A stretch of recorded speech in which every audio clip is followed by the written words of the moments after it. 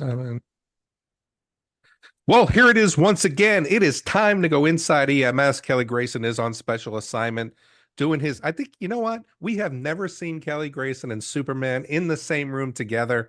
I am starting to get suspicious, but I've got a great guest for you here today. He is Dan Limmer, Chief Learning Officer of Limmer Education. He's a paramedic. He's a cop. He's a exam nerd. He's a speaker. He's an author. He's a friend of the show. More importantly, Dan, I want to thank you for joining us on Inside EMS. I'm happy to be here. It's not my first time, which makes me even happier. And I've got to tell you, I'm trying to picture what a Kelly Grayson special assignment is, and it scares me, just for the record. And he doesn't tell. I mean, we've been doing this show for 12 years, Dan, and he doesn't share it with me. I feel like, kind of I'm pushed aside when it comes to those things. We don't talk about it. I do. Yeah, so I don't know, man. We'll see what happens. But, Dan, one of the reasons we reached out to you, and you used to come on the show all the time, and you forgot about us once you got to be a big hit. I never forget about you. But, one of the things that you posted, we follow Limmer Education on Facebook. If you're not a fan on Facebook, you're really missing a great opportunity, as Dan really gives some really great advice on test prep and preparing. And it's not just for taking national registry, but you could take this test prep knowledge anywhere you go when you start to think about some of that psychology. But the reason that I got in touch with you was you recently did one of those things that people don't like to do. It's almost in the same realm of colonoscopies. It's you sat and took the national registry exam for your recertification. And, you mentioned that a few things have changed, but first off, I think I want to ask you, why the heck is a seasoned paramedic? I mean, you were around when they developed the word paramedic and educator. I mean, what are you doing taking this exam? I have to tell you, I'm still at the Pearson View Test and Colonoscopy Center visual. I don't know. I think you got a good one there. I think really it's the exam prep thing. I think it's really important for me seeing being in charge of the content side of this company to really experience it. And that was my main motivation. It re-upped a couple of licenses. I'm licensed in Texas and Maine, and, did that.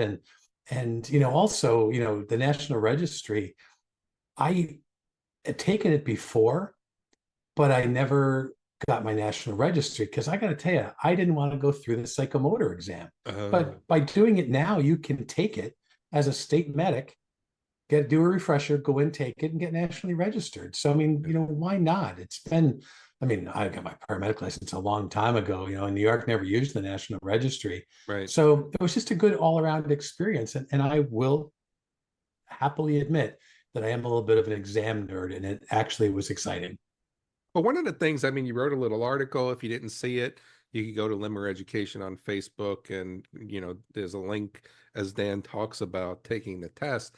But one of the things that I found interesting in that article, Dan, was you said you were nervous when you approached the exam, and that was kind of interesting as well. And I guess that has to do with, your experience. I guess that has to do with the job you have today. But what was it that gave you the most challenge? I think the first thing I'll say is to anybody who is taking it as a student, listening in, somebody who's an experienced medic says, maybe I'll research that way.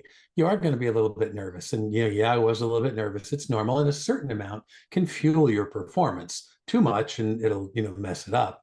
I think it was two things. I think it was what everybody feels walking into that test center. There's a little bit of intimidation, a little bit of nervousness, but being the guy that does weekly online reviews and does webinars and does all this exam review stuff, if I failed, I don't know what I would have done. It turns out I got the minimum number of questions, must have did okay, right? I passed. Mm-hmm. But yeah, there's a part of me that both of those things combine, normal test taking stuff because it's a high stakes exam. And I don't know if I could face anybody if I failed. That'd be bad. But you do think like that, right? You go in, what if something happens? Yeah, when I first took the National Registry, I think it was written in French. And that's what it felt like. Color in the bubble sheet. Exactly, right? Those were the old days, right? Of doing it in 4 to 6 weeks, you get your results. Yeah, either a big envelope or a little envelope, right? So you knew where the challenges was. But there were some changes, and I think your expertise, Dan, is you've really made it your life's work as an educator, and we were just talking before we started, and I met you back in 1999 when you were working with Joe Mistovich on the AML back in the old days before electricity.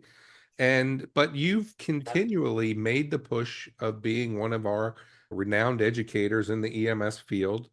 And Kelly and I talk about that all the time. But anyway, hopefully I said it like you wrote it. So, but when you start to now think about your work in test prep and you now sitting to take the exam, of course, it seems, the right steps to do that. I mean, what was the big lesson you walked away with? So before we even get into changes or before we get into anything of preparing, I mean, what was your takeaway when you got in your car and said, My takeaway as an educator was that was a good exam.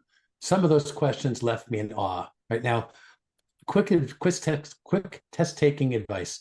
I took a minute per question, and the questions now with multiple responses. I don't get too far ahead of us, but I took my time and I read the questions. There's times I read the question and I go, "Wow, that's a good question," or "That's a demanding question, but it's fair." The way the questions are asked, for me as an educator, I was in awe of the way they give you a little bit of information, but can make a big ask. I was the different way they can ask questions. And I think it's a good exam. I think that we unfortunately are very negative about it as a profession. I think in some ways we're a little immature in our attitudes and things. I don't think for the NCLEX or the respiratory boards or the dental hygiene boards, people say all the things that we do. I'm sure there's some anxiety, but it's not a trick. It's not a money grab. It's a good test. Those questions were fair. There were no crazy questions where you got to figure out the best of four perfect answers or any of that stuff. It was a good test. good? Really, as an educator, if I gave that test, I'd be proud of it. Of course, I wonder how my students would do, but it was a good test, real Good. good test. Did you do anything to prepare, or would you just go in cold and say, let me see how I do? I used our paramedic pass app. I took a test in paramedic pass, kind of like a warm-up lap, to do that. I'm fortunate that I've been teaching a lot and I do a lot of review sessions, and I still practice. I still get out there, not as much as I used to, but I still get out there and do it. So I try and keep current. If you're going through and you're an experienced medic and you are thinking about going back for the exam, I would say brush up. Like there's some pharmacology that were some nooks and crannies that took some cobwebs in my brain. Obviously, we both talked before this. We can't give exact content, Right, right. but there are some like pharmacology, some deep stuff. I mean, it's good stuff to review, and also keeping up on things. Even at the paramedic level, I estimate probably at least 20% of that test were BLS level questions. Yeah. And And if I you don't know don't if know that's about oxygen, spinal motion restriction, trauma triage, some of the current things, things do change over time. You do have to keep up with it.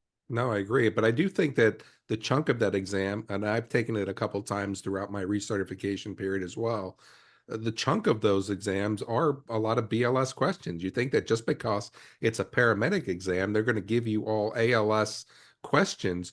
And Yeah. we focus on those ALS questions, and it's those little, BLS questions of oxygen and as you said, that really will trip you up if you're not prepared. You have to read every question, take every question seriously. If you start to rush, and if you're on the edge, let's say that you're a student or you're a medic or an EMT going back to recertify doing this, and you think it's close, one or two questions can make a difference. Really taking the time and reading them, because it's an adaptive test. If you get more questions right, you'll get less questions, Yeah. right? So it's an investment, really. And that was one of the things you put in your article, which I thought was interesting. Back in the old days, the minimum used to be 80 questions. But I think you're saying now you got 120. Now, how do you balance that? How do you know you just didn't make mistakes to get you to 120 or 120 was the minimum? I think it's 110 now for medic, Okay. and 150 is the max, but they give you like 3.5 hours. They give you extra time. And that's good. I think that's worth it. I think that was a good call. I think that you can't pay attention to the clock and you can't pay attention to numbers. What I did about every 20 or 30 questions, I'd look at the clock and see how much time passed. You know what I mean? You look at the clock and it would be your enemy if you're trying to race it. But when we talk about the new items, the scenario-based questions, the multiple response, I mean, they really do take more time. So you've got to take your time and read the questions and get them right. And as far as the BLS questions, yeah, you're just because you're a paramedic, not every call isn't an ALS call. I mean, you do BLS even on your ALS calls. Yeah. So judgment, decision making, identifying criticality, like you said, giving oxygen, that's all fair game and part of what we do. Right. So one of the things, I mean, we want to be respectful of the exam. We're not here to give any, behind the curtain stuff. Everybody has to take the exam. Everybody has to pass it. Everybody has to have their own focus on it. But if you now think about the exam, what kind of information, what do you share with the people who are listening, who are getting ready now to take this exam? How do you guide them in saying your preparation should be, I don't even know that we can say your preparation, but I think you know what I'm trying to say. Yeah, I think the first thing is that, get good exam prep. I've got a horse in this race. I don't want to say any more than that. Exam prep that makes you feel good is not really preparing you, right? Now the paramedic pass rate's in the mid, sometimes upper 70%, right? So I Mhm. think a lot of people get out would probably pass, and you take an exam prep, makes you feel good. But really you want something that's going to challenge you. Nobody comes out of the registry and says, oh, that was easy. Even I didn't. There were some that left me really wondering. Nobody gets 100. You get increasingly difficult questions as you go on. So don't Mhm. go in there thinking it's going to be like your class exam. I've got a 98 average. Be good to yourself. Go on, answer a question. And once you answer it, let it go because it's done. It's passed. And so, but practice for the long haul. Sit down and take a 120 or 150 question test all in one sitting.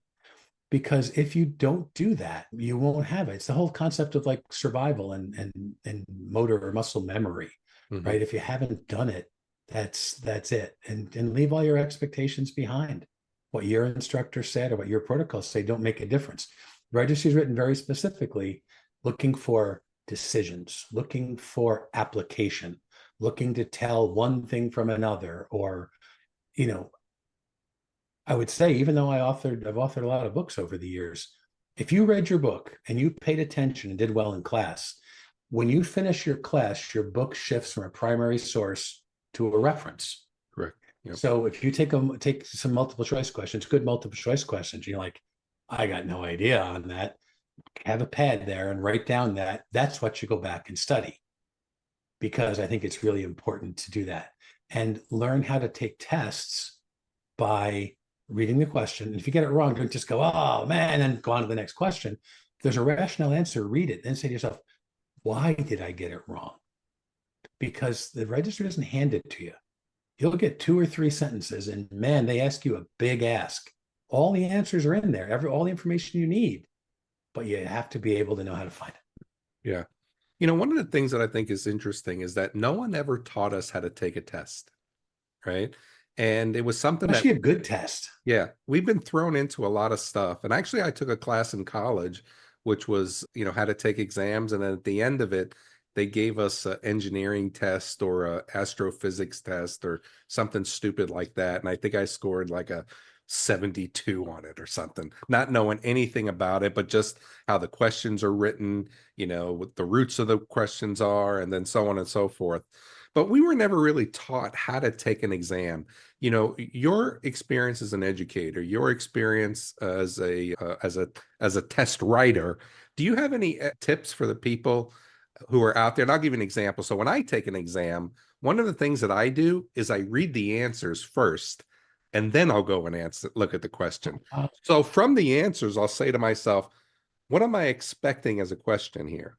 Interesting. And then I go back and read the question, and then I'll say, oh, I was off the mark, but this one is going to be the best answer for this question. You know what I mean? But I mean, so I think there are different philosophies, but do you have any opinion or tips that you can give people who need to prepare for an exam?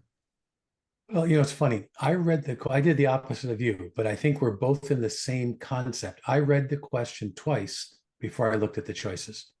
And I think, regardless whether you're talking about your way or my way, we're doing something that makes us be disciplined. We're not just flying through and losing control. We have a question come up, we center our mind, we go through a process. And I think that's good. That way we own the exam and our nerves don't own us. Right. And I think that that's really important. And along some of the things you said, like the astrophysics test, there's going to be words you don't know, but don't let it freak you out. A lot of people, they don't know the words and they throw their hands up when they get the question wrong because they kind of gave up. Sometimes you can figure out the word. And if you don't, ignore it, Yeah. because you may find that it might be a condition or it might be one of the distractors you don't know. But you look at the question, the stem, and you say, all right, but that respiratory rate's slow and their skin is bad.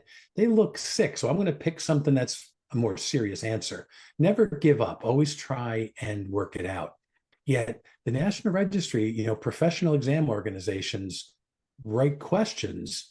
So a lot of the tricks aren't in there, like the longest answers, all the ones that you can use on your classroom tests, you can't use on the registry because they go through and they've got a great item writing panel. They got the EMS people, they've got the psychometricians, and then they pilot test them.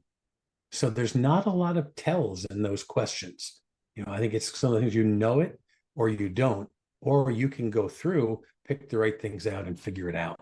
Yeah, and I think that that's a great piece of advice.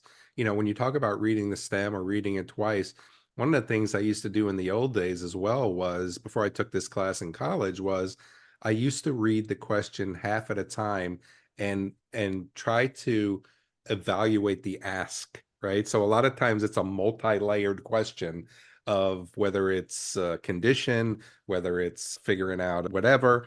Okay, so the first ask is this, the second ask is this, the third ask is this. Then you read the question and the whole thing, knowing that I've got to focus on these three things and these three components. But again, I think having a good, I like the word discipline in how you're approaching the exam is a must when it comes to sitting for professional exams. And a little mojo. I think, you've got to have some sense that you can do it going in to be successful. Now, everyone is nervous. And most people, if you read the study groups on Facebook and online, everybody thinks they failed when they come out. Yeah, Everyone I does did that. the And first time I did. yeah. So, you can't go by that, but you have to have I think a little bit of mojo can help you. Not cocky, but have some mojo and that comes from studying and preparing. And, you can't say, I see posts. I got the registry in 2 days and I really didn't do well in class. What should I do? And I want to write, think Go of it back to before class. now. That's right. You're right, man. That's really fun. It takes preparation, It and does. Yeah. all the usual study things. Take little bursts of study rather than cram sessions, right? Figure out what you need. If you have a app that's got a diagnostic exam and it tells you here's your weak spots, it might help direct your study a little bit, but you have an idea probably of what you need from the class. But if anybody's, watching this and you're in class right now, pay attention, take notes, study, read the book, do or maybe you're a listener, maybe you have an e-text that can be read as an audiobook, but however you do it, it does take some work to go in and be successful. Yeah. Not a lot of people go in by the seat of their pants and get out of this. It's designed to test you and test you not on remembering, but on applying Right. and thinking and evaluating. That's the difference. And a lot of class exams don't do that. One of the things, well, two things you said I don't want to gloss over because I think it's important. You made two comments that said, read the book and study, which is not something we do very well in EMS, right? And one of the things that I think is the challenge is we shove all this information down somebody's throat when they're in school, and then we put them in front of a exam and they have to remember or regurgitate all that information to pass that exam. And one of the things that I always found interesting is, the reason I took the registry exam the second time was, as an experienced paramedic, I wanted to know how I would do on the exam with more knowledge and more People worry about that. more Yeah, people polished wonder. knowledge, right? So Mhm. again, I had the fire hose, and then I went in and tried to remember as much as I could. But 10 or so years later, where I had all this practical experience, I was really testing myself to say, would this be easier now? Well, it wasn't easier because they write these exams for it to be hard, but it's a really interesting dynamic of taking it when you first come out of school and then taking it later in life. Yeah. The one thing I'll say, no matter when you take it, educators often, will say horrible things to students. And if you're one of those students, the national exam is bogus, it's a money grab, all these things, which are not true. I want to be really clear. Or that I've got to teach you something so you can pass the test, but the street is like this. My analogy is a baseball. A baseball's got cork in the center, and say that's your skills. And the twine that's tightly wrapped around that is all the knowledge. And the National Registry, all they're doing is they're asking you to put that sewn leather cover on it. All the content is the same. They're just going to ask you in a practice application-based format. Yeah. There's no different piles of information. Experienced people do get stressed about it. I have to go in and think differently than I do on the street, because now I'm more practical and worldly, But now I think we're probably about to get into question types, but now that you have those clinical judgment scenarios, 12 or more questions, and some of the other things, I actually think it's probably more user-friendly for students and practitioners taking it, because it goes through the way we do calls and the way we do scenarios in class.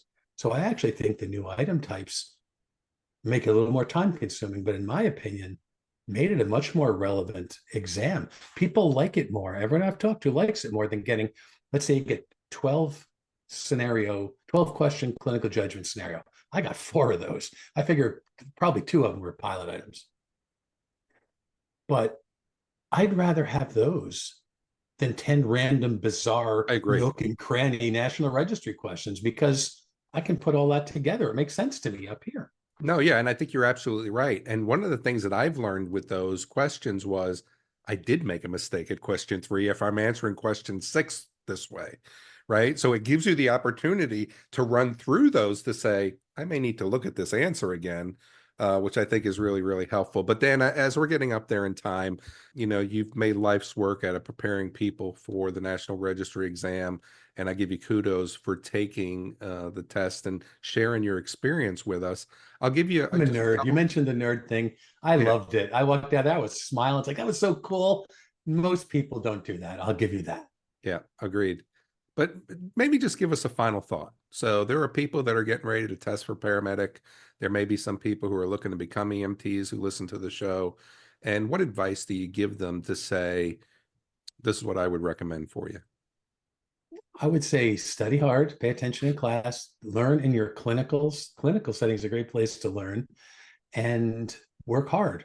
Obviously I have a horse in the exam preparation, but when you want to prepare for the exam, get good questions. Find questions that are going to challenge you. Questions that are too easy and make you feel good don't help you, right? So do good review and don't wait to take the exam, right? You get to 2, 3 months, 6 months, and you're forgetting stuff. It's going to start working against you. The National Registry says from the date you're approved in the course, you have 2 years to take that cognitive exam, but you'll lose so much in that time. There's a mental thing where you don't want to sign up for the exam and go do it, but it's worth it because you do start to lose knowledge once you're out. Have a good study plan, 2, 3 weeks, maybe a month if you want, and then get in and take that test. Don't let too much time go by. I think that's great advice. Folks may want to have my moments. Yeah. Folks may want to reach out to you, Dan. They may want to see what you have. What's the best way they can reach you? What's the best way? You can you can go to limmereducation.com is our website, and you can see all the stuff that we have there. Support at Limmer Education is a great place to go, and we'll direct it to the right place. I'm Dan at Limmer Education. If you have any specific questions about that, maybe you're an educator or you're a student and you got a question on a question, you can ping me that way. Awesome. Well, I want to thank you for joining us. And it's been years since you've been on. You used to come on pretty regular. So come on back and let's go ahead and talk about some education. There's a lot of things that have changed in the education world since you and I first met. And really, I think it's changing for the better. And we have to really, as an educator who cut his teeth in education as well, we've got to be able to stay up on these new trends to ensure that we're giving our students and our incumbent employees the education, the knowledge, the skills and abilities that they need to be successful in this job. Well, all you have to do is ask me back. This is a great conversation. Time flew. And I think what you just said might be the topic for the next time we get together. And we'll Perfect. bring Kelly in this time too. Next Yeah, we'll time. do that. He can't be on special assignment the next time you come here. He'll But fly back in and with his cape and hit that phone booth pretty quickly. I know, man. It's that kryptonite. It's that Lois Lane thing that makes me nervous. But so everybody out there, I mean, Dan's in here. He's sharing his experience with us. One of the things that I want to challenge you on is if you're an experienced paramedic, how about going back and sitting and taking that exam and seeing how you do on it? And don't be intimidated by it. Now you have experience. Now you have more knowledge. Maybe you should have polished knowledge. Give it a go. See what happens. Dan was here. He told us it was a good test, and I may just do it next time myself. But if you have any questions, comments, concerns, you can email us at the show at ems1.com. For our guests, Dan Limmer and Kelly Grayson, I'm Chris Cebollero. We'll talk to everyone again real soon.